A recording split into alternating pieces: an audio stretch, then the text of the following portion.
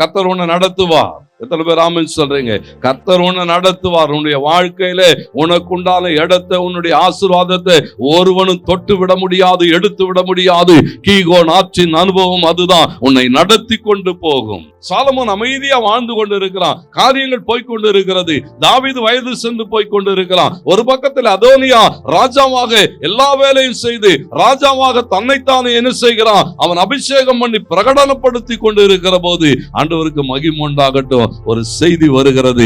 கர்த்தர் நாத்தானோடு கூட பேசுகிறார். நாத்தான் எழும்புகிறான். நாத்தான் போய் என்ன செய்கிறதை பார்க்கிறோம். அங்கே ஒவ்வொரு காரியங்கள் பத்சாபேலோடு கூட பேசுகிறான். அவளை நடத்துகிறான். காரியங்கள் எல்லாம் அப்படி முடிஞ்சு தெரியுமா? அப்படியே கண்மூடி கண் திறக்கிறதுக்குள்ளாக ஒரு ராத்திரி வேளையில வந்து பேசப்படுகிறது. விடுகிற போது கர்த்தர் சாலமோனை ராஜாவாக அபிஷேகம் பண்ணுகிறார். ஏன் சொல்றேன்னு சொன்னா, கீகோன் ஆற்றின் அனுபவம். அப்போஸ்தலர் 2 அப்படிதான் சொல்லுகிறது. காத்து கிடக்கிறார்கள், மேல் வீட்டு அறையிலே அமர்ந்திருக்கிறார்கள். தேவனுக்கு மகிமை உண்டாகட்டும். சடுதியிலே வாக்குத்தத்தம் நிறைவேறுகிறது. எல்லாம் கூடி தேவனை ஆராதித்துக் கொண்டு இருக்கிற போதே அந்த வாக்குத்தத்தம் நிறைவேறுகிறது. தேவனுக்கு மகிமை உண்டாகட்டும். என்று சொன்னா, நீங்கள் விசுவாசத்திலே தேவனை சார்ந்து கொண்டு விசுவாச வாழ்க்கை வாழுகிற போது அடுத்த நிலைமை என்ன தெரியுங்களா? இந்த கீகோன் ஆற்றின் அனுபவம் தான்.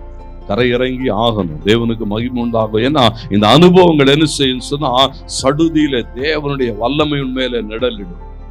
வாக்கு தத்தங்கள் நிறைவேறுகிறது மாத்திரமல்ல, இங்கே சொல்லப்பட்ட சடுதியிலே தேவனுடைய வல்லமை வெளிப்படும்.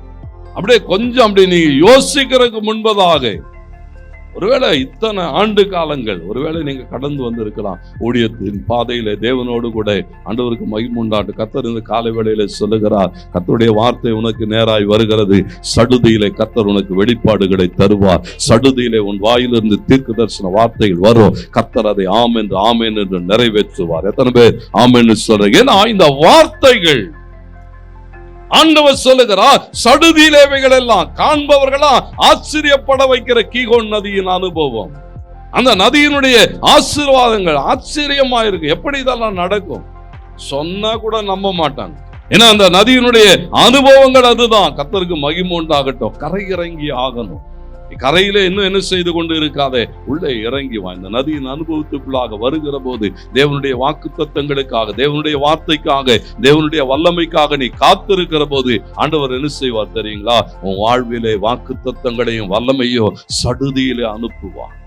மாற்றங்கள் உடனுக்குடன் அப்படியே நிறைவேறுகிறது. தேவனுக்கு மகிமை. ஏன்னா இந்த அபிஷேகத்தின் நிறைவு. யோசிச்சு பாருங்க. ஆண்டவருக்கு மகிமை உண்டாட்டும். யோர்தான் ஆற்றங்கரையிலே இயேசு அங்கே யோர்தானிலே இறங்குகிறார், ஞானஸ்நானம் எடுக்கிறார். அவர் கரையேறுகிற போது வேதம் சொல்லுகிறது, பரிசுத்த ஆவியானவர் என்ன செய்தாரா?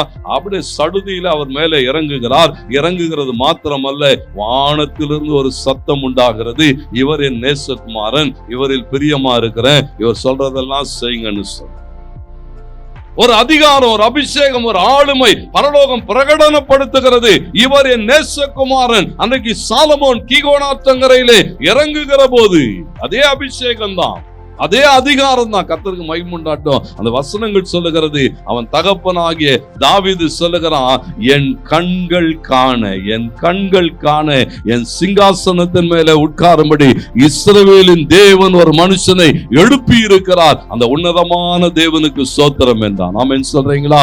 கர்த்தர் நம்முடைய கண்கள் காண ஆச்சரியமானவைகளை செய்வார்.